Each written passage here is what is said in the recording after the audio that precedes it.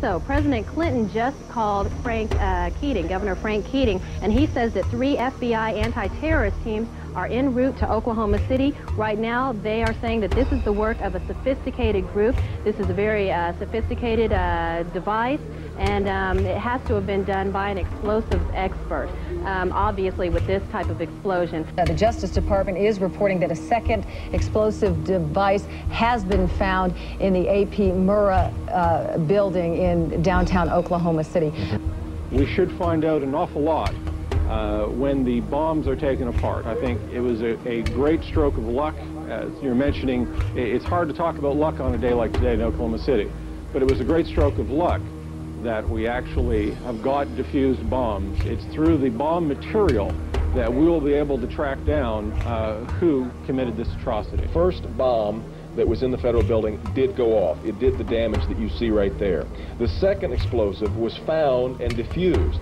The third explosive that was found, and they are working on right now as we speak, I understand, both the second and third explosives, if you can imagine this, were larger than the first. First bomb that was in the federal building did go off. It did the damage that you see right there. First bomb that was in the federal building did go off. It did the damage that you see right there.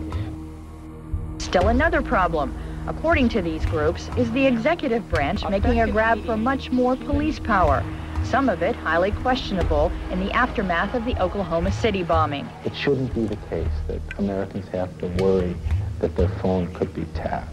It shouldn't be the case that Americans have to worry that their credit records could be made accessible by the FBI without them being involved in any criminal activity. The first draft of the House anti-terrorism bill was so loose it could let authorities define as an act of terrorism, prosecutable by the federal government, everything from threatening your spouse with a gun to blocking an abortion clinic. While the anti-terrorism bills ask for sweeping new powers, the ACLU and others also worry about numerous executive orders that the public knows little about. These orders could give the president, federal agencies, and the military near dictatorial powers.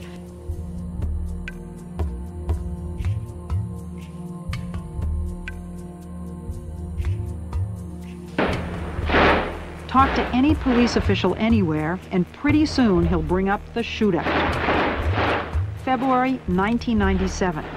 2 bank robbers in full body armor and firing AK-47s did battle with police on the streets of North Hollywood, California. It was every officer's worst nightmare come true. Cops outgunned by the bad guys. The one weapon that we've identified can go through a bulletproof vest at 200 yards. After the LA shootout, requests for surplus machine guns increased dramatically. The Los Angeles Police Department alone got 600 M16s from surplus. Nationwide, the number given away more than doubled this year. And many departments decided to issue them to regular patrol officers on daily duty, all because of one shootout in one city.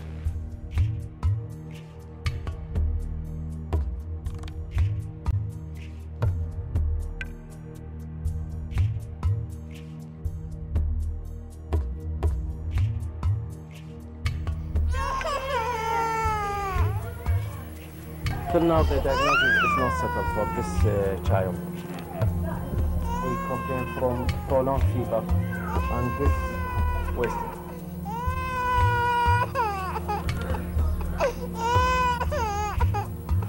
We have heard that 500,000 children have died. I mean, that's more children than died in Hiroshima. And you know, is the price worth it?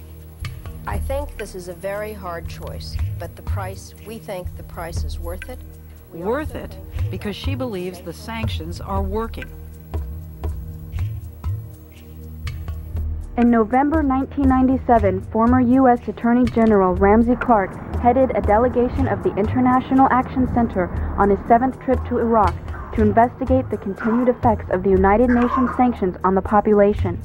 We were shocked by what we saw, an almost total absence of medicines, medical supplies, and spare parts for the equipment.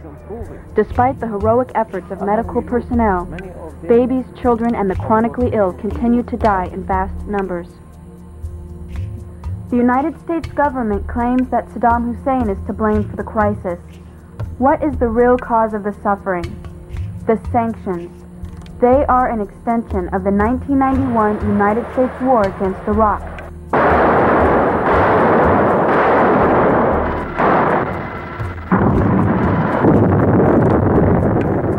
The goal was to cripple Iraq's infrastructure and make civilian life unsustainable.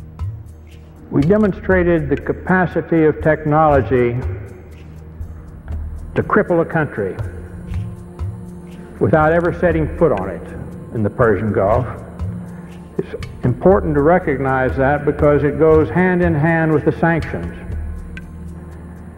When we merely say that we flew 110,000 aerial sorties in 42 days, one every 30 seconds on the average, 24 hours a day, we ignore what we really did. As officials said, the death toll was now 288, with many more to come. The trucks kept filling up and driving away, past waiting relatives who knew they might never be able to identify the bodies of their loved ones. The community of Amaria filled one of the first of many funerals with gunfire in sign of grief and fury, and with angry words aimed through foreign journalists. "My mother, she's gone," shouted this young man.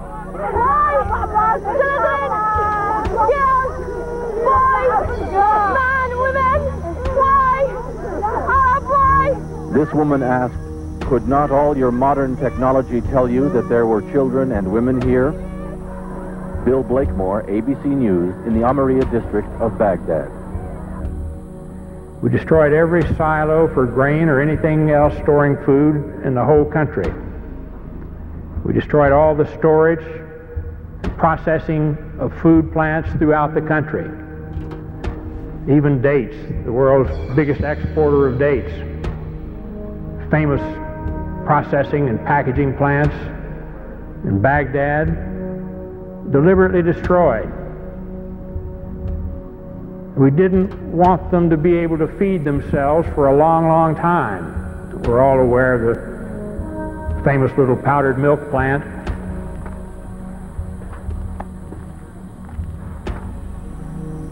The United States government says that in this factory here you are making chemical weapons. Is that true? No, that's not true. They are lie, because this is milk for children. This powder, milk of children. Nothing else was made, only this in the factory? Yes, and you can see it yourself. With the only factory in the Middle East to produce powdered milk, they were producing about 17% of their powdered milk requirements. We destroyed that, cut off all the milk. The malnutrition of the mothers immediately jeopardized all of the infants. 70% of the pregnant women, even today in Iraq, suffer anemia. The death rate for children has soared compared to 1989, the last year before sanctions. One of the biggest causes of death in Iraqi children today is diarrhea and dysentery due to the untreated drinking water. Iraq's water purification plants were heavily bombed in the war, and many that were repaired have broken down. The United Nations bans the import of spare parts and chlorine into Iraq to purify water. We saw the effects of this policy in the hospitals. This is the second attack form of acute bloody diarrhea, amoebic dysentery. Most of them are due to contamination of water. Is malnourished, anemic, underweight with a developmental delay. Diarrhea and vomiting. Do you have tap water there? No. You see the conditions of these children shouldn't happen anywhere, and it's caused by the sanctions the United States government insists upon.